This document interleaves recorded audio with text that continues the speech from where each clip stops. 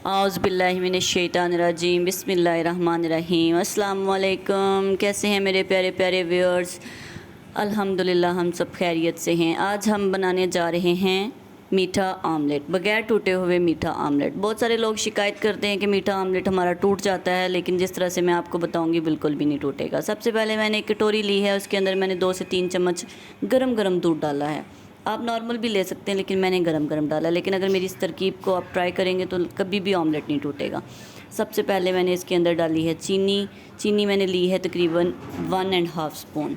इसको हम अच्छे से करेंगे मिक्स। इतना अच्छे से मिक्स नहीं करना, थोड़े थोड़े उसके दाने अभी रहते हों तो हमने उसके ऊपर से अंडा डाल देना है। ये मैंने डाल दिया है अंडा। अंडे को मैं अब अच्छी तरह से करूँगी मिक्स। ये देखें, अच्छी तरह से मिक्स करना। जब हम मिक्स करेंगे ना, तो अब जो छोटे छोटे दाने रह गए हैं ना चीनी के, वो अब अंडे और दूध में अच्छे से मिक्स हो जाएंगे।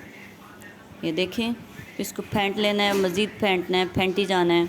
ये देखें, बिल्कुल यकजान कर देना है इसको। फिर उसके बाद मैंने लिया है पैन या तवा, आप कुछ भी ले लें, तवा ले लें, पैन ले लें। मैंने उसके ऊपर अंदर डाला है तकरीबन हाफ़ स्पून देसी घी।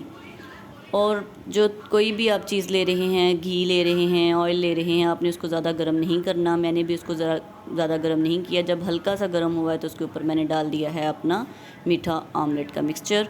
इसको हम पकाएंगे, इतना कि पकाएंगे कि इसकी एक साइड बिल्कुल पक जाए और दूसरी साइड के जो ऊपर ये आमलेट है ये बिल्कुल फिनिश हो जाए। ये देखें, ये कच्चा आमलेट बिल्कुल ख़त्म हो चुका है और मैं अब इसको पलटूँगी।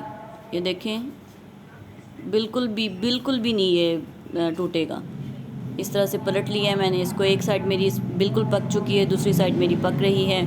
आप भी लाजमी इस रेसिपी को ट्राई कीजिएगा। उम्मीद करती हूँ आपको बहुत अच्छी लगेगी, आपका आमलेट कभी नहीं टूटेगा।